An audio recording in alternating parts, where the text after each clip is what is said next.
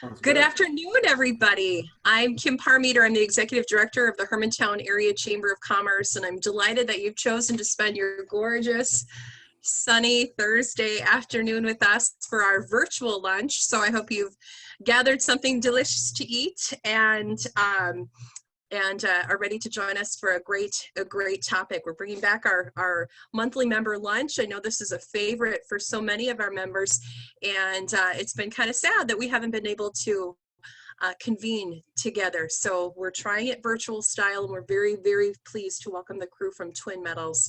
A little bit about that in just a moment here. We have some, speaking of lunch, we just welcomed a new member today. So if you are up for patronizing them this evening for dinner or lunch sometime this week, we'd like to welcome the Mexican Maya to our Hermantown Area Chamber of Commerce family. So we're very pleased to have them join us as a member. And since it's a luncheon virtually, I thought it would be a great idea to promote and share their support. Couple of fun programs that are coming up with the Chamber. We have this evening is our virtual happy hour. That's been a fun program that we've been putting on every Thursday afternoon from 4 until 5 o'clock. It's just a fun opportunity for you to just unwind as we settle in for Thursday evening, and the registration links on our Facebook page and also in our most recent weekly updates. You can find information on how to join there. It's just very casual, very fun, just good conversation virtually. And additionally, next Monday, one of our members from Penn, Performance Excellence Network, will be joining us. This is Brian Lassiter. He's the president and CEO of Penn, and his topic is on navigating through crisis. So we're super excited to welcome him back to lecture for us. And Motivational Monday is just a fun program. It's half an hour long on Monday mornings. And Brian's actually out of the Twin Cities, which goes to speak to our membership. We have members all over, and we're very excited to welcome him virtually. Something that we may not have been able to do in normal times. So we're excited to have him join us for a half an hour program next Monday. With that said, there is a slide here I'd like to show you. If you can, you don't have to, but it is appreciated for some of our members and friends of the Chamber joining us today. It would be great if you could mute your microphone or your phone line, and also shut off your video feed on your camera if possible. We know that's not possible for everybody's technology, but sometimes it makes it less distracting for other users. So it is appreciated if you're able to do that. And also, we absolutely welcome your questions today. So please use the chat feature to get those started. And myself and Mike Franklin from Weber Johnson will be moderating that, and we'll be posing those to our speaker as well. So it's just a simple way to help today's program and make it smooth and easy to enjoy for everybody participating. So with that said, I would like to welcome Mike Franklin from Weber Johnson Public Affairs. Mike and I have been working on this program for a few months now. Yeah. We're excited to finally bring it together, and yeah, this is wonderful. Mike, thanks for your hard work on this, and I am going to let you introduce David and how this all came together. Okay. Yeah, very good, and thank you, Kim. I hope everybody can hear me. I am Mike Franklin. I'm with Weber Johnson Public Affairs. We're very proud to be able to work with Twin Metals, and we actually were at a lunch meeting in your office back, I think, in October with Kim and her colleagues from across Northeast Minnesota. And that's one of the things we like to do when we present is let you know that if there are other groups that should hear this presentation, we are on the road, or at least we were on the road. We're virtually on the road now, and hope to get back when it's safe to in-person conversations with folks, because our purpose for introducing you to this project is a couple. We want to make sure that we leave behind educated business community leaders in particular on the subject of Twin Metals and the proposed mine well, I'd say your neck of the woods, Northeast Minnesota, but also to introduce the relevant team, at least virtually in this case, of David and myself and my team at Weber Johnson, for when questions inevitably arise. This is a controversial proposal. We're going to spend the next few minutes helping you understand why some of that controversy, in fact, most of that controversy, should resolve in favor of safely mining natural resources in Minnesota, as we've been doing for well over 100 years. And David will walk you through that. So we definitely want to leave you behind far more well-educated on our proposal, and then let you know who to contact when questions arise. I will drop here when I'm done introducing David a sign-up sheet in the chat function. So it's very easy. You just drop in your name and email address and let us know that you'd like to keep in touch. There are going to be multiple opportunities to weigh in on this project over the coming years. And we really like to do our best to make sure that you have the best chance to weigh in, as you are, as David will describe, an owner of this land at this point. And then just one final reminder, if you like what you hear today, and we sure hope you do, please keep us in mind for groups that you're working with, whether they're civic or business, even some political groups. I mean, within sort of good taste and reason, we'd like to, you know, David's not shy. He'd like to be out there as much as is possible for us to do schedule-wise. So that's enough for me. With that, I'd like to turn it over to David Ulrich.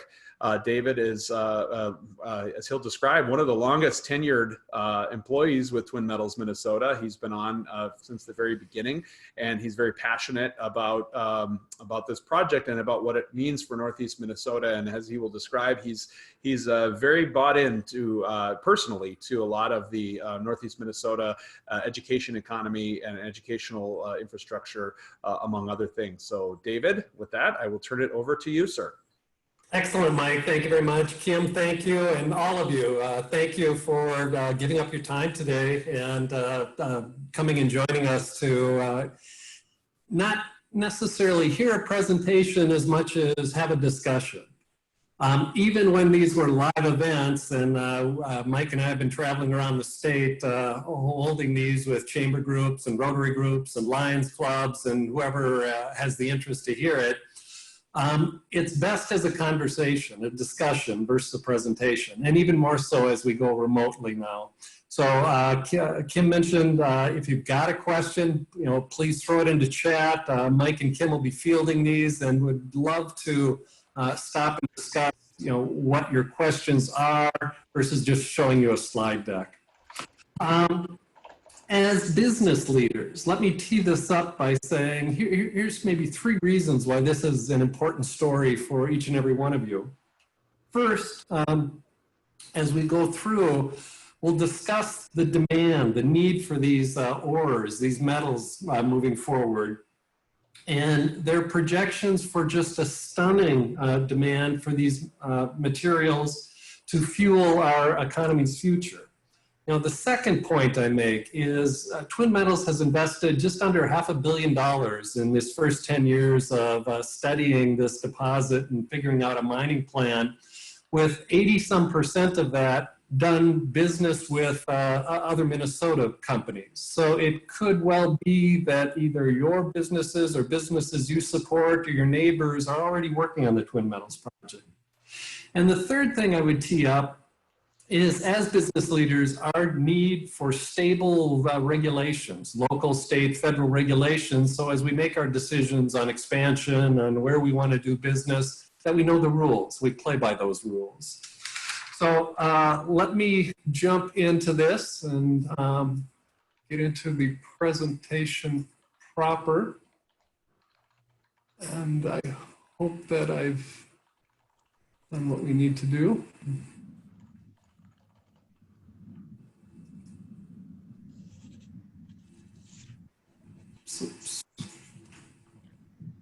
Looking good. Twin Metals. Twin Metals is a group that's working to design, build, construct, and operate a long-term underground mine. An underground mine up in the up along the historic Iron Range. And you're seeing a couple of my Ely teammates here, and we're going to watch a brief video of Dean, who's in the photo there, and Dean is our operations leader out of our Ely office. Oops. Lost the video, Mike. Oh no. Hang on 1 second. Oops. Sorry, gang. Just bear with me a second. I wonder if you're using one of the new decks we put together, that was one of the casual. Yeah, I might have grabbed the wrong one. Okay.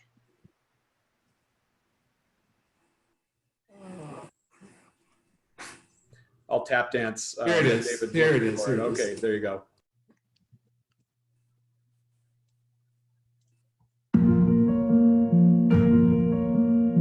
If you think back to the history of Ely, what brought people here was mining. This whole area was built on that. Unfortunately, the economy has declined. The last underground mine in Ely closed in 1967. These minerals are valuable to us because they fuel the 21st century technologies. We have them under our feet.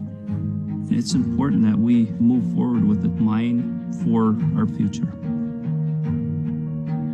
We get a lot of visitors that come to our region the summer months and enjoy the Boundary Waters canoe area. There's a whole other side of the year that Ely really needs people here, and it's quiet. You can go through town and you don't see anyone.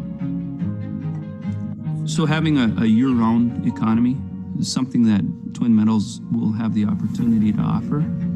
Adding 700 high-paying jobs really will keep those businesses thriving year-round. We've undertaken one of the largest hydrogeologic studies of the area. We've drilled deep wells into the ore zone to understand what the water looks like. And what we're finding is we're not seeing water at those depths because below that it's all bedrock. The density is steel. Water won't transmit through our core.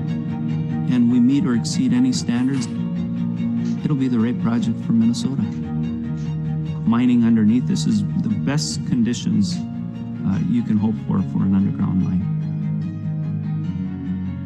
My entire life, I've been in the Boundary Waters. Having the opportunity to bring my family into the Boundary Waters, to fish and to enjoy, allows you to appreciate the beauty and have a respect for the area. It's important that others get to enjoy that also. My name is Dean, and I want to make sure that we keep this area safe for future generations. That's why I work for Twin Metals.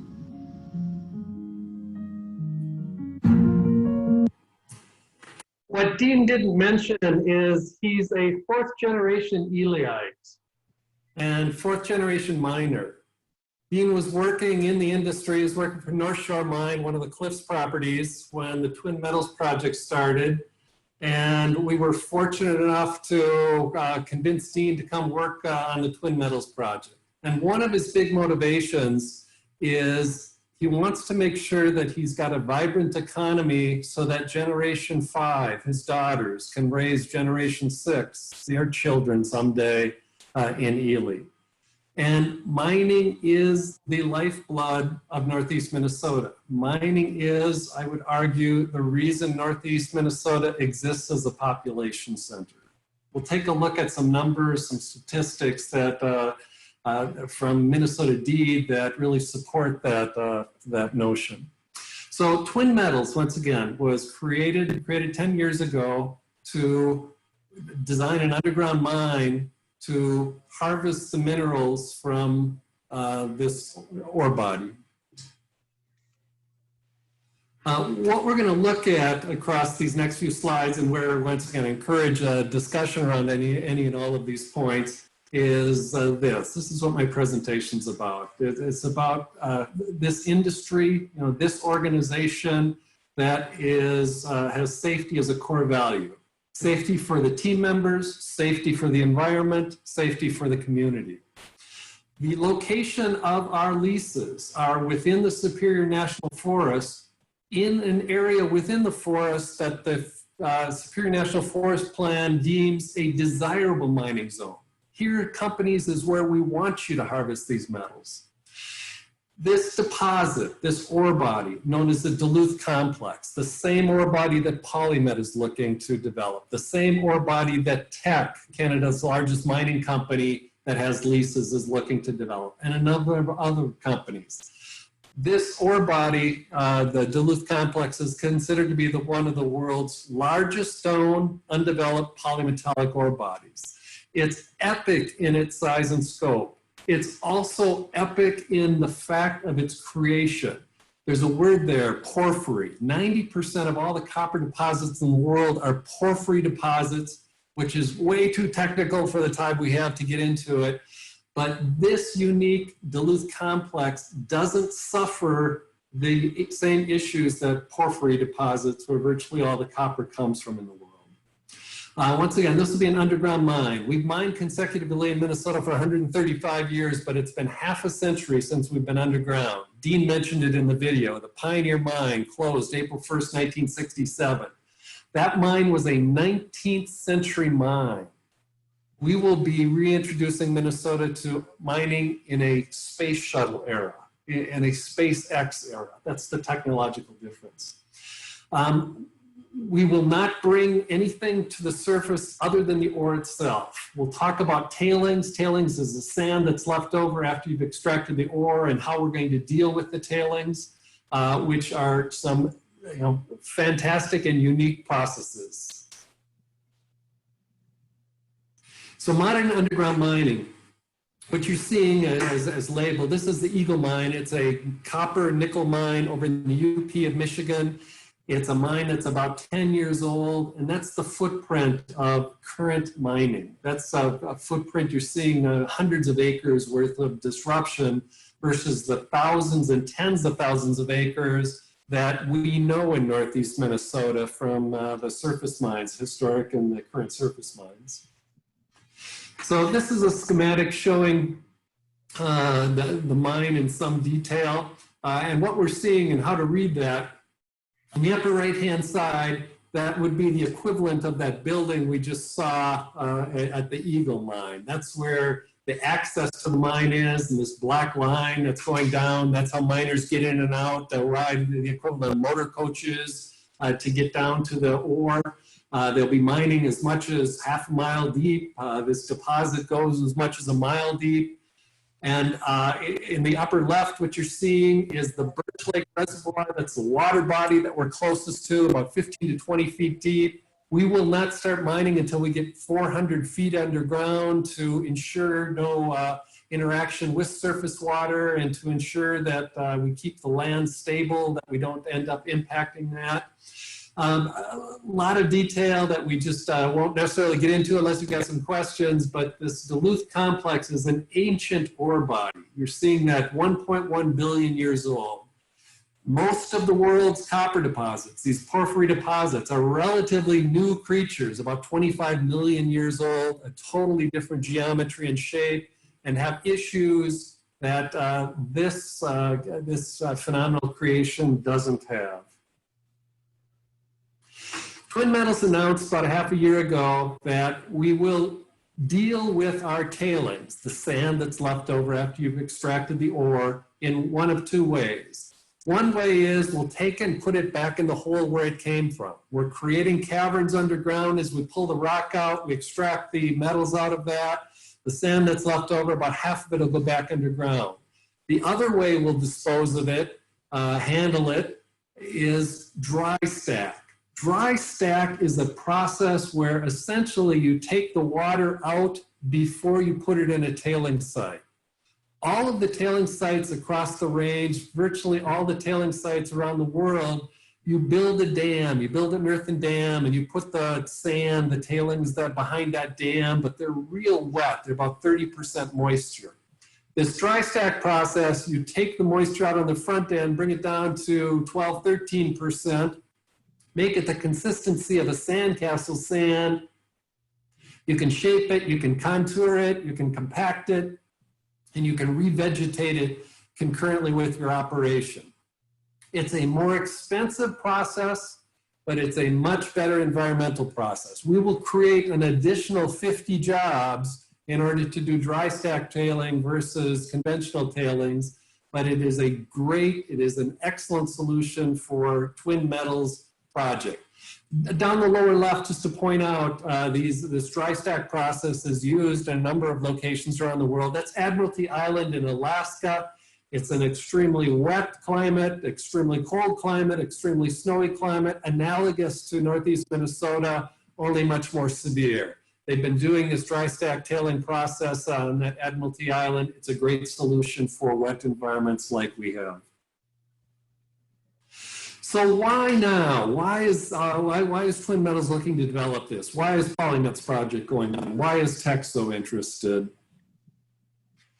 I've been around the company for about 10 years. I joined initially, my role was to build the leadership team, go out and hire the leaders, to hire the technical team, to start working with educational institutions, to ensure that as this new industry comes on, as Twin Metals comes on, there's a way for people to come join it.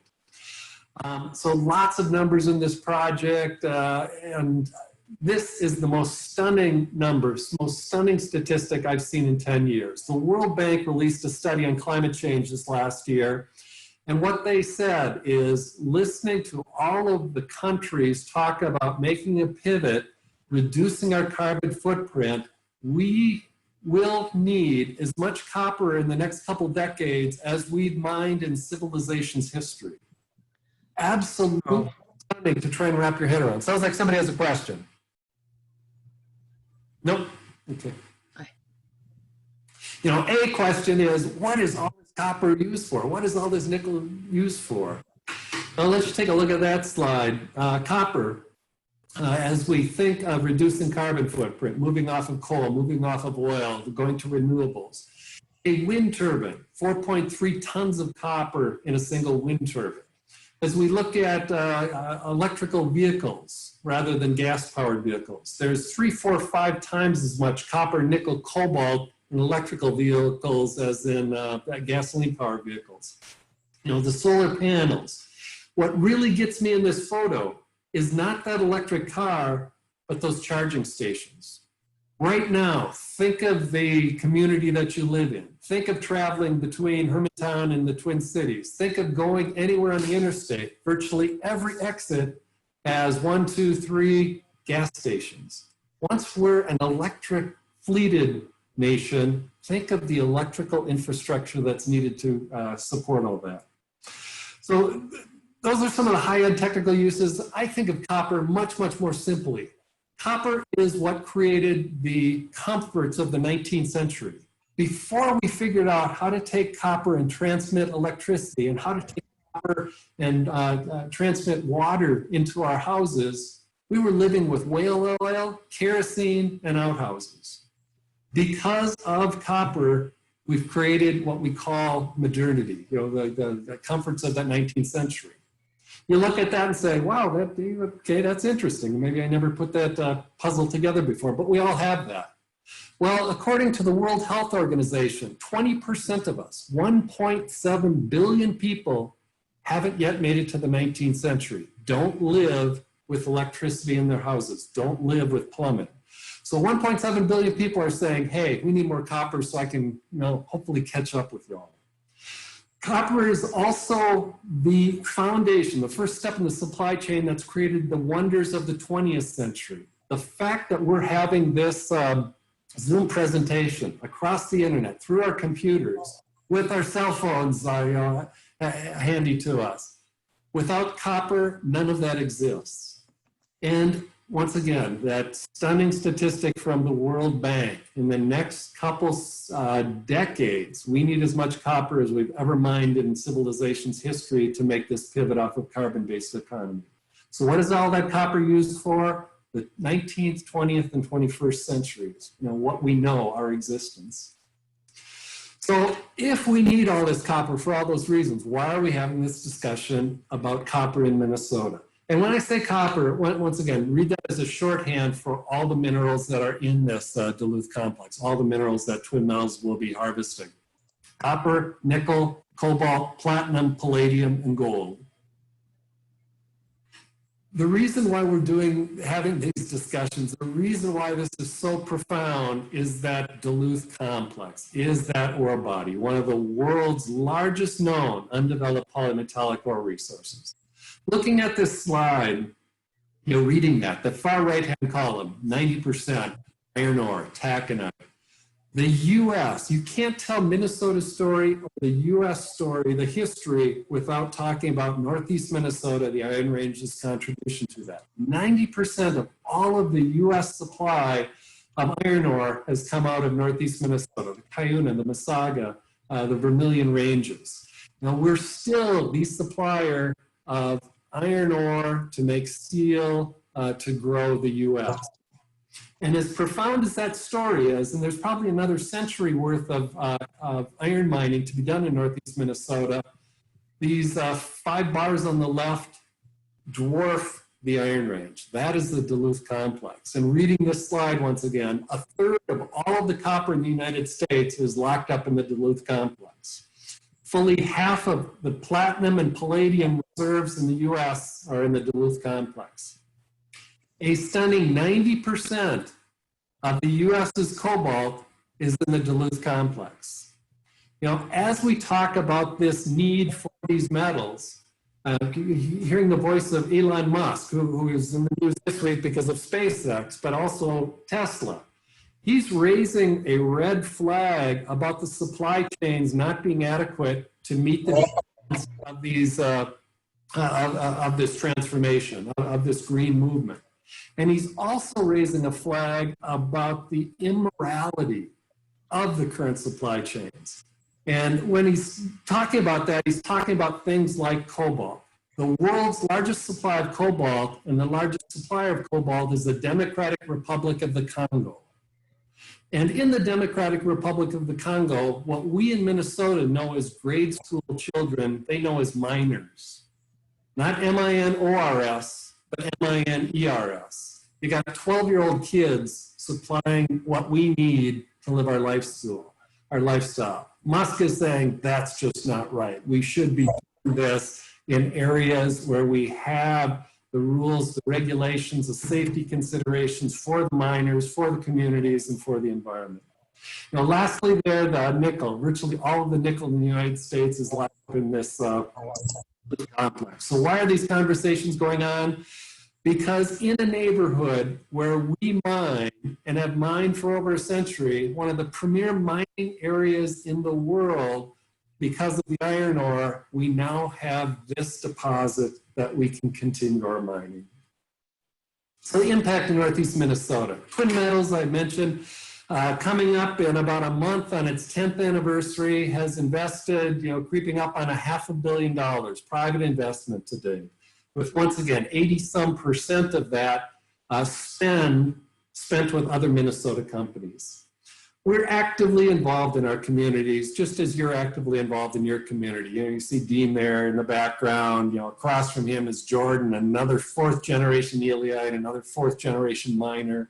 And we're working, especially at times like this, but across our 10 years, to support our community, support the food shelves, support the youth activities, support the EMTs. We've contributed about $500,000. Between now and harvesting the first ounce of ore, we anticipate this project to be about a $1.7 billion private investment. I'm sitting at my condo. I live downtown Minneapolis. I'm looking out my window right now and I see the US Bank Stadium. Back a few years ago, as that construction project was going on, that was about $1 billion construction project that had a huge economic impact on 3.5 million person Twin City environment. Imagine that same $1 billion being spent in Northeast Minnesota and the ripple effect of that, huge. We signed a labor agreement with the building trades, making the commitment this will be Minnesota labor that builds this project, just as they built all of the mining projects across history. And when we're operational, we will be creating 765 jobs. UMD, the Labovitz School, business school there, has studied this industry for years and years and has concluded, has understood that for every mining job, there's 2 jobs that support that mining job.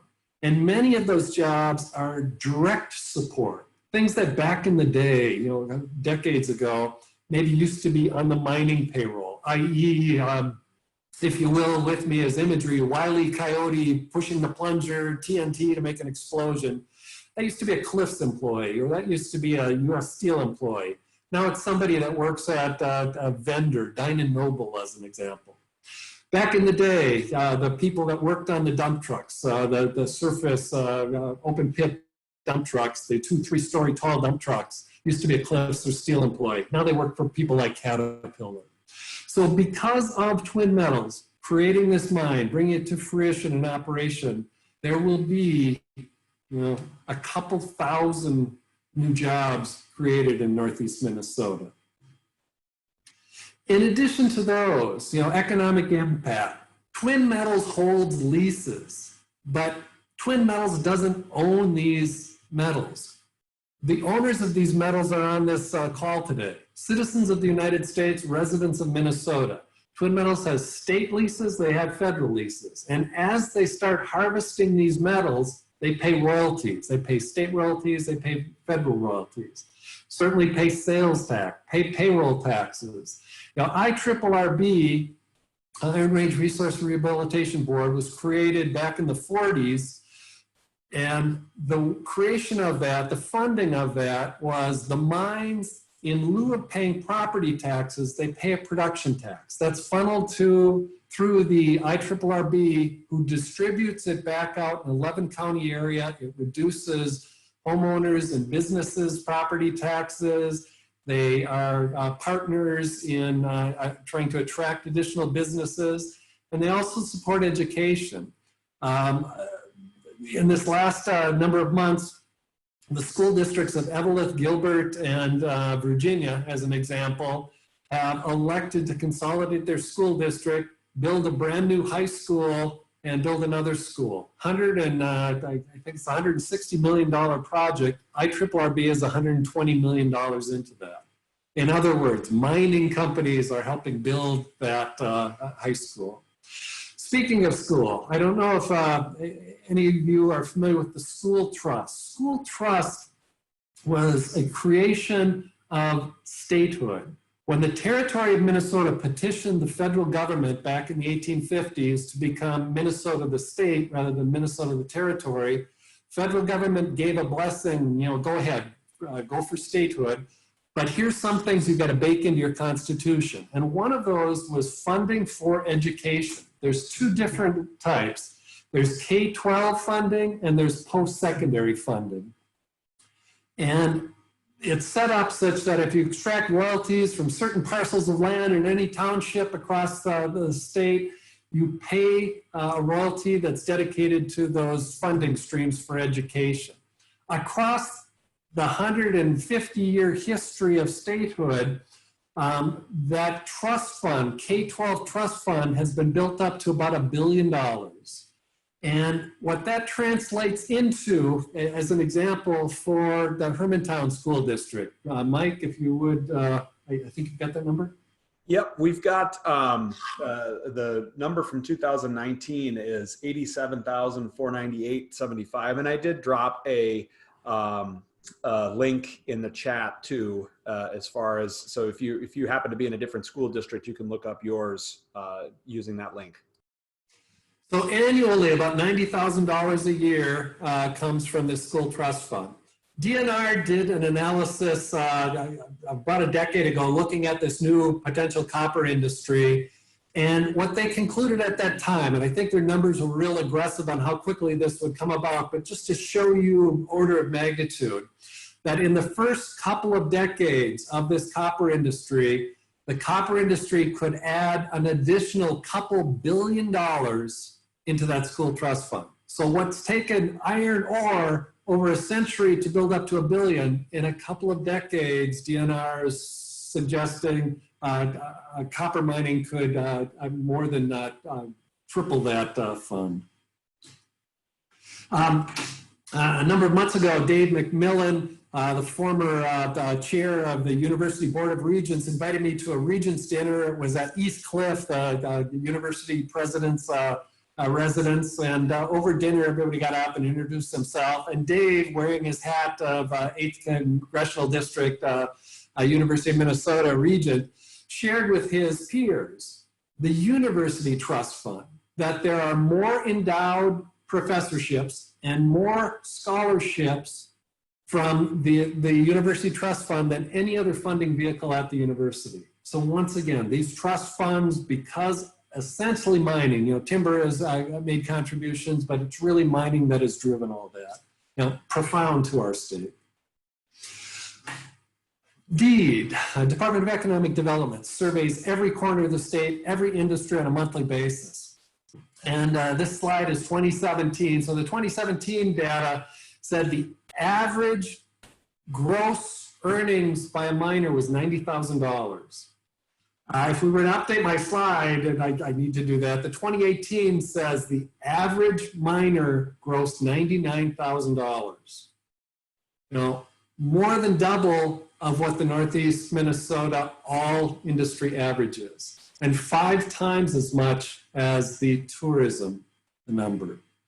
There's a narrative online, and there's all sorts of things being written or having been written about the Twin Metals project over this past 10 years, most of them written by people that actually have no idea what the project is, and lots of speculation. But there's one narrative that there's a vibrant tourism economy and we don't need industry anymore.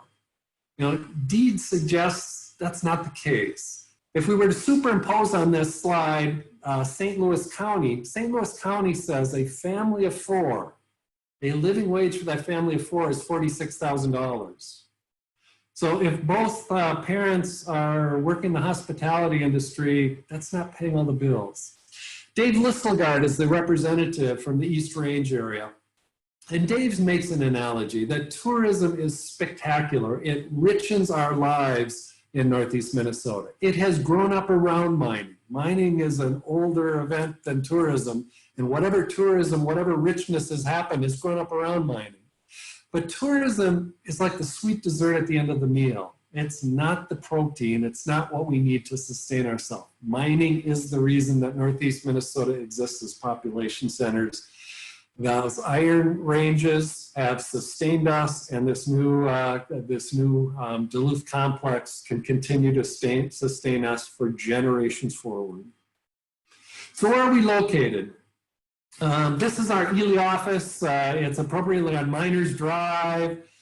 Just across Miners Drive is Miners Lake. It's the old Pioneer mine. Just across the Pioneer mine is the head frame. The elevator shaft that miners used to get into the mine, get into and out of, and the way the ore came out back in the 19th century mine.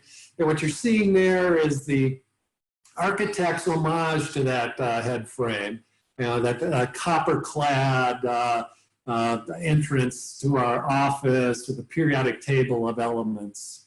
So he's saying Ely especially is a mining town. 11 mines operated at Ely in the heyday. Ely exists because of that mining. And we look out the window and we see the headframe of the Pioneer mine. The last time we were underground in Minnesota, and Twin Metals, Minnesota is the hope and the promise of going back underground, but in a 21st century environment. Now this is a photo of that headframe of the Pioneer mine on the left. But I also want to point out, you know, the history of mining in Minnesota. The lower right hand, that's the Hull West mine. The Hull West mine holds a distinction on a worldwide basis. It is the world's 6th largest surface mine. We know mining in Northeast Minnesota. We're really good at it. But for the last half century, it's been exclusively surface mining. Surface mining with surface disruption measured in thousands, and in the Hull Rust case, tens of thousands of acres. You know, we'll take a look at what Twin Metals' proposal is and what our impact will be.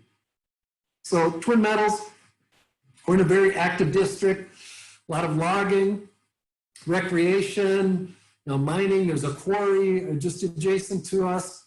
Spectacular granite that comes out of there. The Ely Airport is just a stone's throw away. We're next to Birch Lake Reservoir, a reservoir because Minnesota Power has a dam on it for power generation. They regulate the control of that reservoir. You know, there's farming, resorts, homes, etc. Let's take a look at it. And what we're seeing there, you see Ely, you see Babbitt. We're kind of triangulated between the two. That star is the location. That's where our deposit is. That's where our processing center will be. Now, we're seeing Mesabi Iron Range. The end of the range is kind of gray. That is an active mine. That is the Peter Mitchell pit. That's one of the Cliffs properties. That's where the mine is over in Two Harbors, or excuse me, over in Silver Bay is where the processing center is. And a distinction that Peter Mitchell pit is, it crosses two different watersheds. It is both in the Superior watershed and the Rainy River watershed. Let's take a look at the area through a different lens. The light green on our screen is the Superior National Forest. And I mentioned early on, the Superior National Forest, like all national forests, has a forest plan. Here's how we want to manage this. Here's where we want things to happen. Here's where we don't want things to happen. So that red, the red is a surface representation of our Twin Metals ore body. That's in an area that in the forest plan says, here's where we want mining to happen. Let me take a quick stop there. Questions? Anybody have any questions that I can field? Not hearing anything, I will go on, but if you do, please, please shout them out at me. What we're seeing here too, the maroon and gold, that is the historic and the current. Sorry, are you there, David? Yes, I am. I'm sorry. Had to jump back to my computer. I do have a question. Excellent. So, this is Jen Ryan. I'm a commercial banker. Have been for 20 plus years. Hi, Jen. In between the Twin Cities and Duluth. So, I absolutely support the economic aspect of this, but I just don't feel like you guys have encompassed the environmental aspect of this. And when I say that, I say it because I'm a commercial banker, which puts me on one side of the aisle, but I'm also extremely environmentalist, have a canoe, love the Boundary Waters, it's amazing. And I guess maybe I'm just giving you feedback rather than asking a question, but I don't feel like you're pulling the two things together in a succinct way that will tell people what they want to hear. Jen, what are the concerns? I mean, part of it is too much information, and I get that, but part of it is just, I mean, this is why we live up here. This is why we go through brutal winters. This is why we live with amazing amounts of mosquitoes in the summer. It's like, this is our land. So I just don't feel like it's all been brought together. And it's not just Twin City Metals, it's everybody that wants to develop up here. But I know we need it. I'm a banker. I get it. I mean, I support it, but just, I feel like the message needs to be more succinct and visible. Say that last sentence again. The message needs to be more succinct and more transparent and more visible. More just it's just like I think everybody up here has this feeling, and I'm speaking for myself, not from the bank that I work for, and certainly not for the chamber. It just seems like everybody tells us a game. And I'm not saying that you guys are by any means, but I want this project to happen. I want Polymet to happen. We all do, because we want the jobs and we understand the importance of the industry. But you know, it just, I think that over the decades, long before Twin Metals was even in Minnesota, I'm sure, we've just been sold a bill of goods. And I just feel like it needs to be pulled together more to, you know, to get Let me people see if I right now. let me- Mad, let me- everybody's mad at everything. And like, let me see if I can address some of that. I mentioned that the geology of this, and to just go 60 seconds there. Once again, this is a unique deposit anywhere in the world. It is unlike virtually all other copper deposits. Most other copper deposits are these porphyry animals that typically are harvested from the surface. You've got to take a bunch of rocks off to get to the good rocks. The rocks you take off, called waste, called overburden in this industry, contain sulfides. If not handled correctly, those sulfides can leach sulfuric acid and get into ground and surface water. Because of the unique aspect of this deposit, and because of Twin Metals' choice to do an underground mine, we will not, in the entirety of our mining operation, once we're mining, ever bring waste rock to the surface. So we've eliminated any possibility of creating sulfuric acid from waste rock, which is the primary way that's caused in this industry. Secondly, we only will pull out ores from the mine. We bring them to the surface, pull out the ore, and we're left with the tailings. Half of the tailings go back in the hole where they came from. So we're eliminating issues with that. The other half, we're doing this dry stack process. What $500 million in 10 years worth of science, metallurgy, chemistry, geology, engineering has shown us that the residual sulfide level that remains is too low to cause sulfuric acid. That's not just something Twin Metals is saying. The DNR has studied this deposit for decades and has come up with, and I'll throw some numbers, that anything below a residual sulfide level of 0.2 cannot generate the acid. Our tails are at 0.12. Now, you don't have to believe a word David says. You don't have to believe a word the DNR says.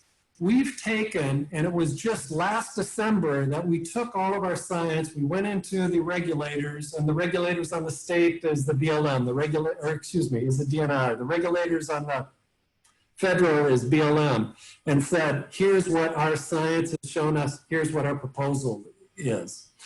The agencies now, on behalf of you, Jen, and all the other owners, all the other residents of Minnesota, citizens of the US, will hire independent third-party engineering firms, geologic firms, metallurgic firms to run the data. If those firms can't replicate the data, if they come back and say they're blowing smoke, Twin Metals mine will not and should not get permitted. We're real excited about the data that we've generated, about the science that we've discovered, having some of the best people in not only in Minnesota, the US, but around the world working on this project, that we're confident those independent third parties will confirm our data. At that point, Jen, just like the last 135 years, how we've mined in Northeast Minnesota, having an area with the least impaired water in the whole state, having an area where, example, the towns of Aurora, Hoyt Lake, their water source is an old mining pit. We will be able to do this without damaging water. You've heard a lot of stuff for 10 years, written by people that don't like industry in Northeast Minnesota. And they're not talking about this project, they're not talking about this ore body. So let me keep going on, and I'll pick up a couple other points as we move on. can I just follow up to that, David? I'm just, as a banker, I just want to be devil's advocate here. Everything hits the fan, and the problem with my problem, I guess I should say, personally, again, not representing my bank, but just as a business person in the region, is like with Polymet, they are now owned by a company in Sweden or Norway or wherever. So everything hits the fan. Are they going to pile out? Do we have any personal guarantees that, you know, if, and I'm not saying it's going to happen, but if it does happen, is somebody going to be here to help clean up the mess? Or is the state of Minnesota? State law requires, in order to get a permit, you must post a bond. You must have a financial vehicle that's independent of your organization that the state has control over to deal with any issues. So if a company were, for whatever reason, were to cease operations and walk away from it, there is that funding vehicle to deal with it. The funding vehicle is set at a level as the operation goes on to handle closure at whatever stage it's been at. So Polymet, Tech, Twin Metals, any mining operation cannot get permits without that funding vehicle in place to ensure that you know, the thought that you're raising can't happen. I really thank you for clarifying that, because I think that's everybody's big concern, is that if this happens, and you know, presumably it won't, and don't, you know, I don't want you to take my questions as criticism, because I do support this. You know, but I just, you know, I also support, you know, the region that I live in, and if it's going to be done, I want it done right. That's why my elite teammates are living there and working there. The first two executives that joined the project at the beginning, one was our general counsel, a kid that grew up in the Twin Cities, but from the time he was in grade school, his parents threw him on a bus. He spent the summers at Camp Whitby. Dan has 10,000 miles of paddling through the BWCA. Dan's sister owns Lakeshore along Birch Lake, where we're mining. Dan's undergraduate and graduate degrees were in geochemistry. He worked for the EPA. Dan understands through that scientific lens that his reverence for the BWCA and this project, there's nothing incompatible.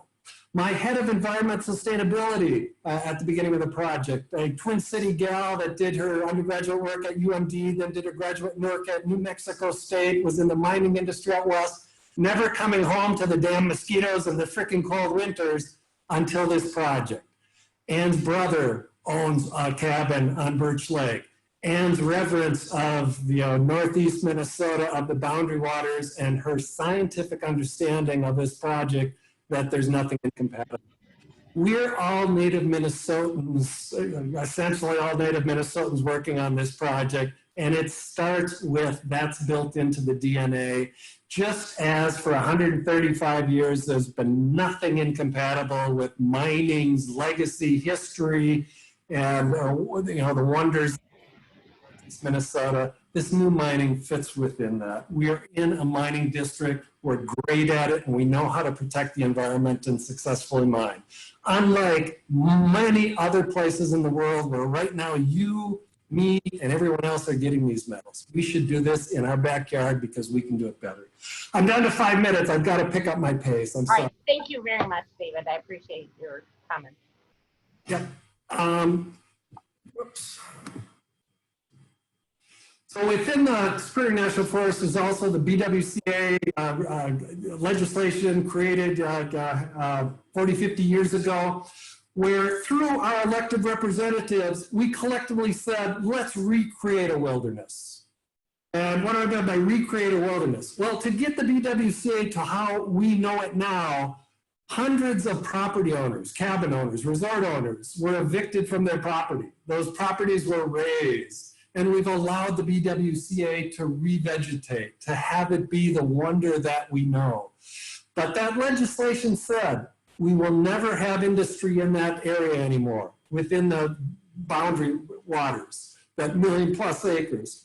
Federal government also passed a buffer zone saying we won't have industrial activity. We won't have mining anymore in that area. Minnesota, being the good state that it is, saying if the feds can do something, damn it, we can do it better. Minnesota created additional buffer zones. So there's about 1.5 million acres that there will never again be mining and logging. But once again, outside of that area is an active area where we want to develop our state and federal resources rather than being import dependent on foreign companies, on foreign countries, Democratic Republic of the Congo, South Africa, Russia, where we get a number of these metals. There's a narrative, Jen, and to everyone else that goes on, that this is this pristine area where this hasn't been done. That's a slide showing you all of the current and historic mining activity that goes on in the Rainy River watershed. You know, you're seeing both the US and Canada. Canada is a much larger mining country than the US, but there's active mining, active copper mining in this area. And still the BWCA, Northeast Minnesota, Quetico, have some of the most spectacular pristine water in the world. You know, we're blessed to have these deposits to create the way of life, that modernity of the 19th century, the wonders of the 21st century, and our opportunity to save the planet by reducing our carbon footprint here in the 21st century. It all comes from these metals, and we were blessed to have these metals right in our backyard where we're good at harvesting these. So the reason that we're having this presentation today is, Jen, once again, you're courageous enough to stand up and ask a question here, is to start answering this.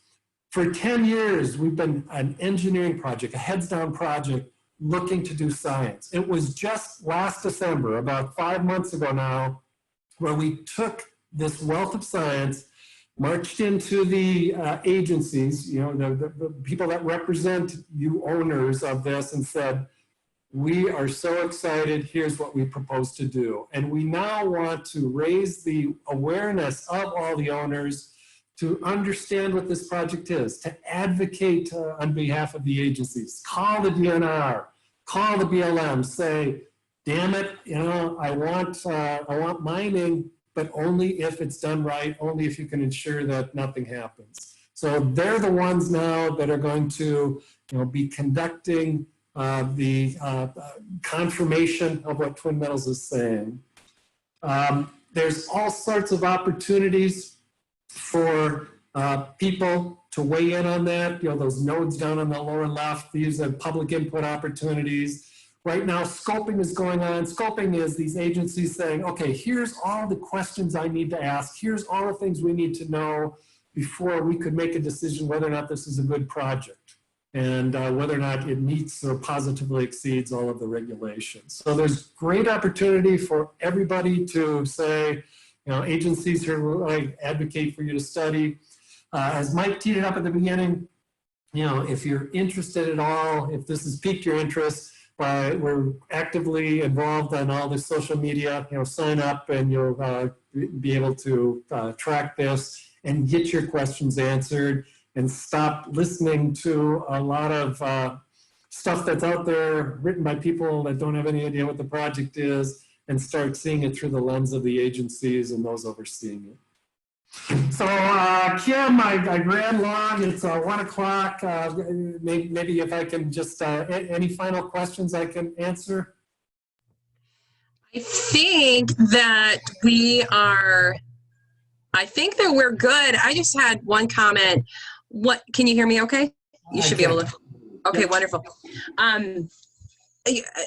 This is great. Thank you so much for the thorough presentation. We can talk offline if we can make this available for folks to view later. But I just, one of my favorite places in Minnesota is the Tower Sudan underground mine. Oh, spectacular.